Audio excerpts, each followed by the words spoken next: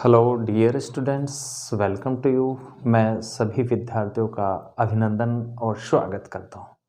प्यारे विद्यार्थियों, आज हम जो बात करने वाले हैं अपनी क्लास के अंतर्गत एक भारतीय राजनीतिक विचारक के रूप में और भारत में सामाजिक पुनर्जागरण के जो पिता के नाम से जिनको जाना जाता है और सामाजिक सुधारों के अग्रदूत के रूप में राजा राम मोहन राय जी की बात करेंगे। प्रिय विद्यार्थियों, ये ऐसे महापुरुष थे जिन्होंने भारतीय समाज को उस दौरान जो अनेक जो समाज में जो प्रचलित कुरीतियाँ थी, पाखंडवाद था, अंधविश्वास था, रूढ़ियाँ थी और परंपरागत यानी अंधकार में समाज को स्वस्थता की ओर ले जाने का जो महत्वपूर्ण जो कार्य किया गया और सर्वप्रथम सामाजिक पुनर्जागरण के क्षेत्र में एक ऐसे महान व्यक्तित्व का बड़ा ही क्या रहता है, योगदान रहता है।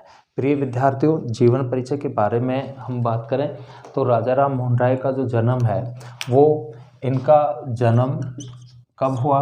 22 मई 1772 को। कब हुआ था? 22 मई 1772 को। कहाँ पे हुआ? इनका जन्म बंगाल के, कहाँ पर? बंगाल के हुगली जिले के, बंगाल के हुगली जिले के राधानगर नामक स्थान पर इनका जन्म होता है। कौन से स्थान पर? राधानगर नामक स्थान पर इनका क्या हुआ? जन्म हुआ। प्रिय विद्यार्थियों, इनका जो है कि जो पूरा नाम जो बना राजा राम मोहन राय, राजा और जो राय जो इनके नाम में जुड़े हैं ये उपाधि सूचक शब्द हैं। कैसे शब्द हैं? उपाधि सूचक। प्यारे विद्यार्थियों, राजा की जो उपाधि दी गई ये अकबर द्वितीय के द्वारा, किसके द्वारा? अकबर द्वितीय के द्वारा इनको ये उपाधि प्रदान की गई। किसकी उपाधि प्रदान की गई? राजा की। और रॉय की जो उपाधि प्रदान की गई थी, रॉय की जो उपाधि हैं इनके पितामह को जो है बंगाल के जो नवाब थे उनकी सेवाओं से प्रभावित होकर के उन्होंने उनको रॉय की उपाधि क्या की? प्रदान की। इस प्रकार से राजा राम मोहन राय जो है इनका पूरा नाम बना।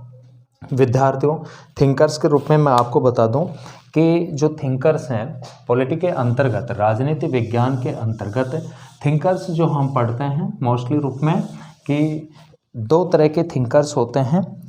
मोस्टली जनरली बता देता हूँ मैं आपको कि अगर हम विचारकों की बात करें, किसकी बात करें?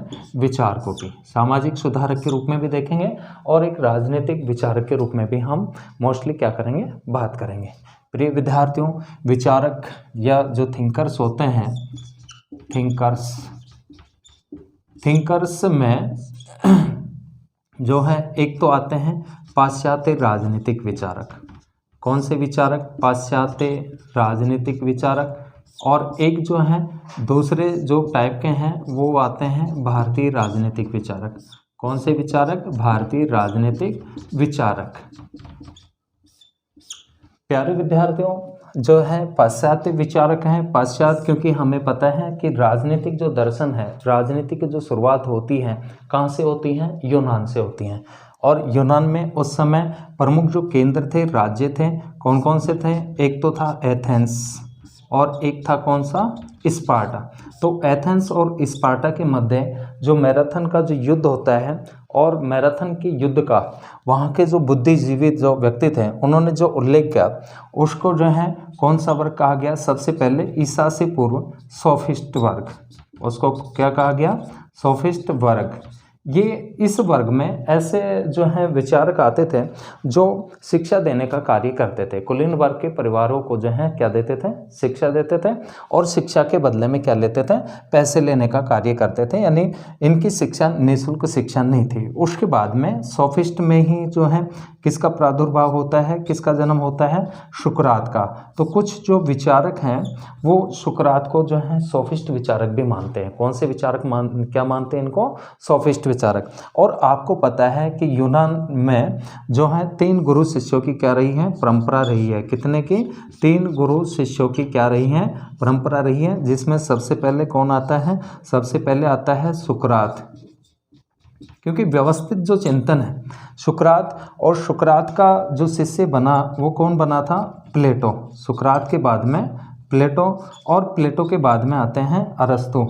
जिनको राजनीति विज्ञान का क्या माना जाता है, पिता माना जाता है। और अरस्तु का जो शिष्य था वो कौन था, सिकंदर। लेकिन सिकंदर एक राजनीतिक शास्त्री न बन करके और एक महान क्या बन गया, शासक बन गया।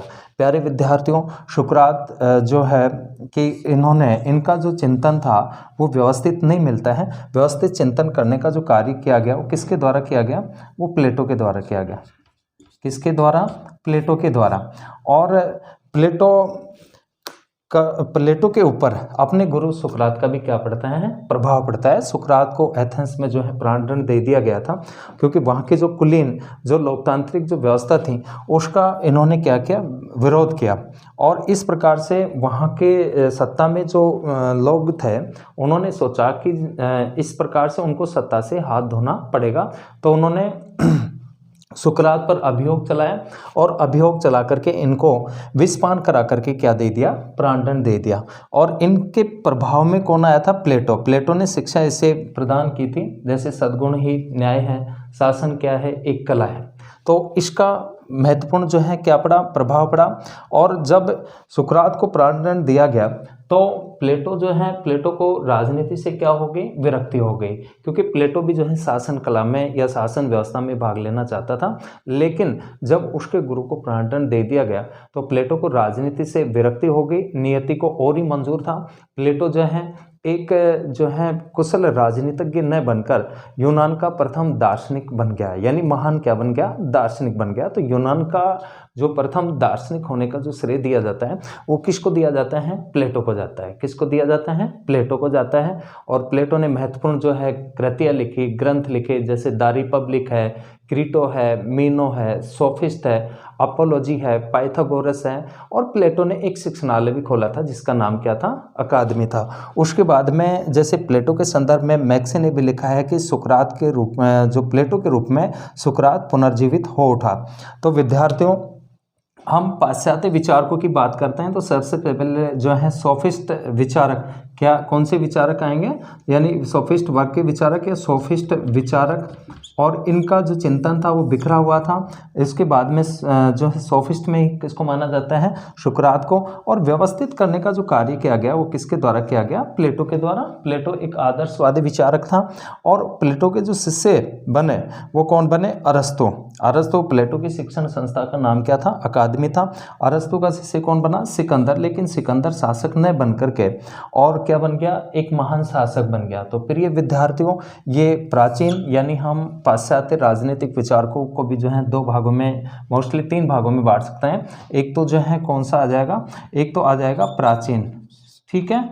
और उसके बाद में जो है रोमन जब राज्य और चर्च के मध्य जो संघर्ष हुआ, रोमन के बाद में, रोमन में आ गया जैसे संत थॉमस एक्विनास आ गया। और जो उसके बाद में जो आधुनिक चिंतन की जो शुरुआत होती है वो किससे होती है, मैकियावेली से। किससे होती है, मैकियावेली से। जिसने कौन सी रचना लिखी, इन्होंने रचना लिखी द प्रिंस, ठीक है। और आधुनिक युग का जो जनक माना जाता है, आधुनिक राजनीति का, तो किसको माना जाता है, मैकियावेली को। मैकियावेली के बाद में, इनके बाद में जो है कौन कौन से विचारक, मैकियावेली के बाद में आगे जैसे हॉब्स आ गया, राज्य के समझौतावादी विचारक के रूप में हॉब्स, इसके अलावा लॉक, इसके अलावा रूसो, जिनको सामाजिक संवेदनावादी विचारकों के नाम से जाना जाता है। तो प्रिय विद्यार्थियों, अगर हम विचारकों के रूप में देखते हैं तो जो मोस्टली जो थिंकर्स हैं, विचारक हैं, जिन्होंने राज्य के संदर्भ में राज्य को कैसा होना चाहिए, समाज को कैसा होना चाहिए, किस प्रकार की व्यवस्थाएं जो हैं स्थापित की जा सकें, इसके लिए उन्होंने अपने राजनीतिक विचारकों का क्या किया, प्रतिपादन किया। तो हॉब्स, लॉक, रूसो, इसके अलावा जो है कि जैसे कार्ल मार्क्स है, टी.एच. ग्रीन है, इसके अलावा हीगल है, लास्की हैं, इनको पाश्चात्य जो राजनीतिक दर्शन है, वेस्टर्न जो पॉलिटिकल जो थॉट है, उसके अंतर्गत महत्वपूर्ण क्या है, ये विचारक हैं। तो प्रिय विद्यार्थियों, इस तरह से अगर हम जो विचारकों के संदर्भ में बात करें तो विचारकों को दो श्रेणियों में मोस्टली हम बांटते हैं। एक तो पाश्चात्य राजनीतिक विचारक और एक कौन से आते हैं, भारतीय राजनीतिक चिंतन, ठीक है, पाश्चात्य राजनीतिक विचारक। और दूसरे जो आते हैं वो आते हैं भारतीय राजनीतिक विचारक। दो तरह के विचारक पढ़ते हैं, इनको भी हम जो है मोस्टली भारतीय राजनीतिक विचारकों को जो है दो श्रेणियों में बांट देते हैं। कितनी श्रेणियों में बांट देते हैं? दो में। और जो दो श्रेणियों में, एक तो जैसे प्राचीन भारतीय राजनीतिक विचारक, कौन से विचारक हो गए विद्यार्थियों? प्राचीन, एंसेंट इंडियन पॉलिटिकल थॉट। कौन से विचारक? प्राचीन भारतीय राजनीतिक विचारक। प्राचीन भारतीय राजनीतिक विचारक जिसमें मनु है, इसके अलावा कौटिल्य है, इसके अलावा जो है हम कहें शुक्र है, मनु, कौटिल्य और शुक्र है। यानी हमें प्राचीन राजनीतिक चिंतन की जो जानकारी है वो विभिन्न ग्रंथों में, इसके अलावा महाकाव्यों में, इसके अलावा नीति शास्त्रों में और इसके अलावा ग्रंथों में मिलती है। तो मनु के द्वारा मनुस्मृति नामक ग्रंथ लिखा गया और कौटिल्य के द्वारा अर्थशास्त्र नामक ग्रंथ की रचना की गई, जो अर्थशास्त्र राज्य यानी राजनीतिक प्रकृति का क्या है? ग्रंथ है। और जो शुक्र है, शुक्र ने क्या लिखा था? शुक्र नीति लिखा। तो विद्यार्थियों इसके अलावा भी अगर हम प्राचीन भारतीय राजनीतिक विचारकों की बात करें तो वेदव्यास हैं, इसके अलावा रामायण के रचयिता, महाभारत के इसके रामायण के रचयिता वाल्मीकि जी हैं। उन्होंने भी जो है अपने जो ग्रंथ है उसमें राजनीतिक विचारकों का प्रतिपादन किया है। प्यारे विद्यार्थियों, जब हम थिंकर्स को पढ़ेंगे तब हम विस्तार से बात करेंगे। अभी मोटे मोटे रूप में देख लेते हैं अपन, तब एक एक विचार को हम बाद में जो है उसकी जीवनी है, इसके बाद में उनके द्वारा प्रतिपादित सिद्धांत है और उनके राजनीतिक जो विचार हैं मोस्टली विस्तृत रूप में हम वहाँ पे क्या करेंगे? अध्ययन करेंगे। इसके बाद में जो दूसरे रूप में हम बांटते हैं, एक तो प्राचीन भारतीय राजनीतिक विचारक और एक कौन से आते हैं? आधुनिक भारतीय राजनीतिक विचारक। कौन से? आधुनिक भारतीय राजनीतिक विचारक। आधुनिक भारतीय राजनीतिक विचारक। डियर स्टूडेंट, जो आधुनिक भारतीय राजनीतिक विचारक हैं, आधुनिक भारतीय राजनीतिक विचारकों में मोस्टली रूप में जो है शुरुआत जो होती है कहाँ से होती है? जैसे राजा राम मोहन राय, राजा राम मोहन राय, ठीक है, राजा राम मोहन राय हैं। इससे पहले जैसे दयानंद सरस्वती जी हैं, बाल गंगाधर तिलक हैं, गोपाल कृष्ण गोखले हैं, डॉक्टर BR अम्बेडकर है, MN रॉय है, नवमानववाद जिन्होंने दिया, अंतर्राष्ट्रवाद पंडित जवाहरलाल नेहरू जी हैं। और ये जो इस तरह के जो विचारक हैं, थिंकर्स हैं, जिनको हम भारतीय राजनीतिक विचारकों के नाम से जानते हैं। और भारतीय राजनीतिक विचारकों में कौन से? आधुनिक भारतीय राजनीतिक विचारक। विद्यार्थियों, अब हम जो बात कर रहे हैं राजा राम मोहन राय की, और राजा राम मोहन राय को भारत में सामाजिक पुनर्जागरण के पिता के नाम से जाना जाता है। डियर स्टूडेंट्स, सामाजिक पुनर्जागरण के पिता और एक जो है राजनीतिक विचारक के रूप में, पॉलिटिकल थिंकर्स के रूप में। तो विद्यार्थियों, मैं बता दूं आपको कि राजा राम मोहन राय का जो जन्म 22 मई 1772 को बंगाल के हुगली जिले के राधानगर नामक स्थान पर इनका क्या होता है? जन्म होता है। और जो राजा राम मोहन राय थे, ये बचपन से जो है प्रतिभाशाली और कुशाग्र बुद्धि के थे। इन्होंने अरबी, फारसी, संस्कृत और इसके अलावा जो जनरली जो इस तरह के जो भाषा हैं, इन पर पूरा इनका जो है एकाधिकार था। इन्होंने मोस्टली रूप में इनको क्या था? ज्ञान था। और जो है उस समय राजा राम मोहन राय के समय जो हमारा जो भारतीय समाज था, इसमें अनेक प्रकार की क्रूरतियाँ थीं, अमानवीय प्रथाएं थीं। और अमानवीय प्रथाओं में क्रूर प्रथा का जो रूप देखने को जो मिला वो कौन सा था? वो था सती प्रथा। कौन सी प्रथा? सती प्रथा। सती प्रथा जो है हमारे यहाँ पर क्या थे? प्रचलित थे, सती प्रथा। और सती प्रथा जो है एक इस तरह की क्रूर प्रथा थी कि पति के देहांत होने के बाद में जो है पत्नी को भी जो है बलपूर्वक तरीके से उसके चिता के साथ में जला दिया जाता था। विद्यार्थियों, ऐसा ही हुआ 1811 में। कब?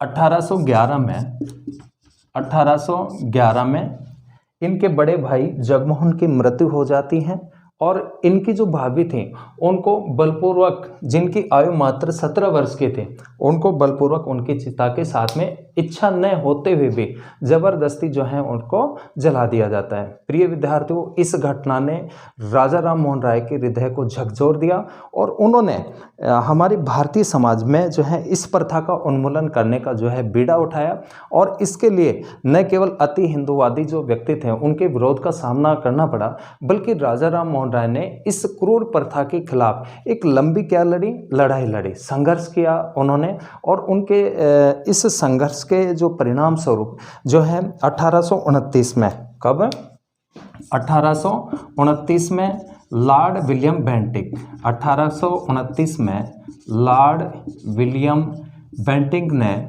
सती प्रथा को अवैध करार दिया और इस पर जो है क्या लगाई गई, कानूनी रोक लगाई गई। ठीक है, तो सती प्रथा पर भारतीय समाज में रोक लगी। इस प्रकार से जो है राजा राम मोहन राय ने जो है इस प्रथा को समाप्त कराने का, उन्मूलन करने का जो महत्वपूर्ण जो योगदान जाता है, रोल जो है वो किसका था, राजा राम मोहन राय का। राजा राम मोहन राय के प्रयासों से ही भारतीय समाज में जो है सती प्रथा पर क्या लगी, रोक लगी। प्रिय विद्यार्थियों, इसके अलावा राजा राम मोहन राय के संदर्भ में हम महत्वपूर्ण जो बातें करते हैं कि राजा राम मोहन राय के द्वारा भारत में जो सामाजिक पुनर्जागरण के लिए सामाजिक जो परंपराएं थी, रूढ़िवादिता थी, अंधविश्वास थे, इनको दूर करने के लिए और समाज का पुनरुत्थान करने के लिए 1828 में इनके द्वारा जो है ब्रह्म समाज की स्थापना की गई। किसकी स्थापना की गई, ब्रह्म समाज की स्थापना किसके द्वारा की गई, राजा राम मोहन राय के द्वारा।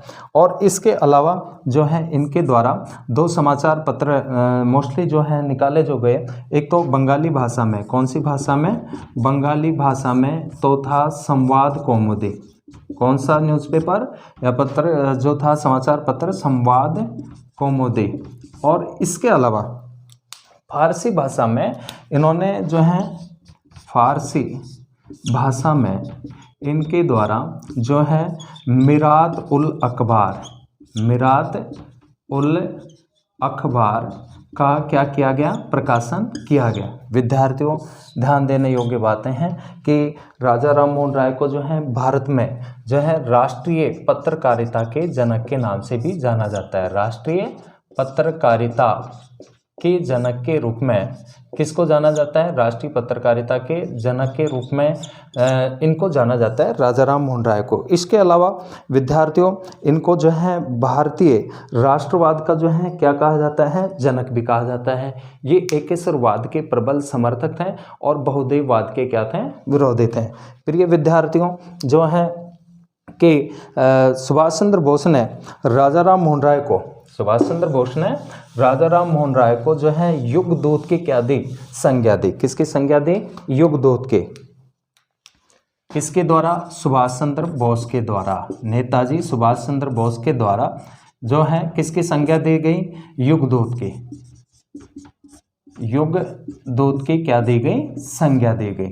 तो विद्यार्थियों, जो है राजा राम मोहन राय भारत में सामाजिक पुनर्जागरण के अग्रदूत हैं और इनको भारतीय सामाजिक पुनर्जागरण के पिता के नाम से भी जो है जाना जाता है। प्रिय विद्यार्थियों, ऐसे महापुरुष थे जिन्होंने अपना जो संपूर्ण जो जीवन है, सबसे पहले इन्होंने जो है कि ब्रिटिश सरकार के अंतर्गत जो है इन्होंने नौकरी भी की और उसके बाद में फिर जो है भारतीय समाज के उद्धार के लिए इन्होंने संपूर्ण अपना जो जीवन जो है वो समाज उद्धार में लगा दिया। प्रिय विद्यार्थियों, आगे चल करके जो है मोस्टली रूप में जब हम बात करते हैं तो मुख्य जो बातें हैं इनके द्वारा प्रकाशित समाचार पत्र, इनको राष्ट्रीय पत्रकारिता का जो है क्या कहा जाता है, जनक भी कहा जाता है। इनके द्वारा दो समाचार पत्रों का क्या किया गया, प्रकाशन किया गया, जिसका नाम था मिरात उल अखबार और एक संवाद कौमुदी, भारतीय समाज में जागरूकता लाने के लिए।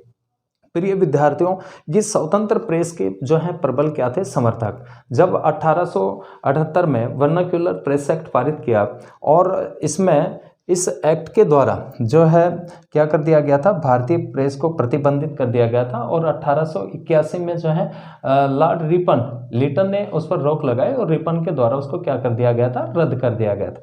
हम जानते हैं कि जो प्रेस जो होती है और प्रेस जो है यानी विदेशी शासन और स्वतंत्र प्रेस नहीं चल सकते हैं, तो ब्रिटिश सरकार के द्वारा प्रेस को समय समय पर जो है अंकुश नियंत्रित करने का भी जो है उसको क्या किया गया है, प्रयास भी ब्रिटिश सरकार ने किया। तो विद्यार्थियों सबसे पहले जो है राजा राम मोहन राय ने जो है स्वतंत्र प्रेस की जो है क्या की मांग की थी। इसके अलावा ये जूरी जो व्यवस्था थी उसमें भारतीय न्यायाधीशों को भी जो है शामिल किया जाने का इन्होंने क्या किया, आग्रह किया। तो विद्यार्थियों एक राष्ट्रवादी के रूप में, एक समाज सुधारक के रूप में और एक भारतीय राजनीतिक विचारक के रूप में इनकी जो है महत्वपूर्ण क्या रहती है, अग्रणी भूमिका रहती है।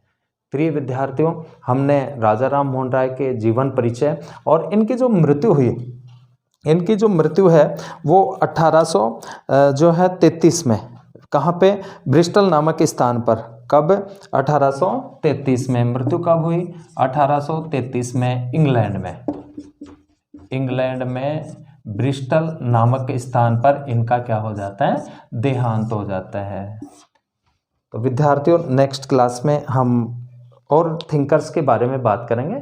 थैंक यू, बहुत बहुत धन्यवाद। प्यारे विद्यार्थियों, आपको हमारी क्लास से बहुत जो है लाभ होगा आपके कॉम्पिटिटिव एग्ज़ाम में। इसके अलावा कॉलेज विद्यार्थियों के लिए भी जो है अति महत्वपूर्ण जो है ये टॉपिक्स हैं, बिंदु हैं और उसके अंतर्गत सिलेबस के अंतर्गत भी जो है थिंकर्स के रूप में इनको जो है शामिल किया गया है। आपके लिए जो है उपयोगी होंगी कक्षाएं। और अगर आपको मेरी क्लासें आपको अच्छी लग रही हैं तो please subscribe, like and share. धन्यवाद विद्यार्थियों, बहुत बहुत थैंक यू।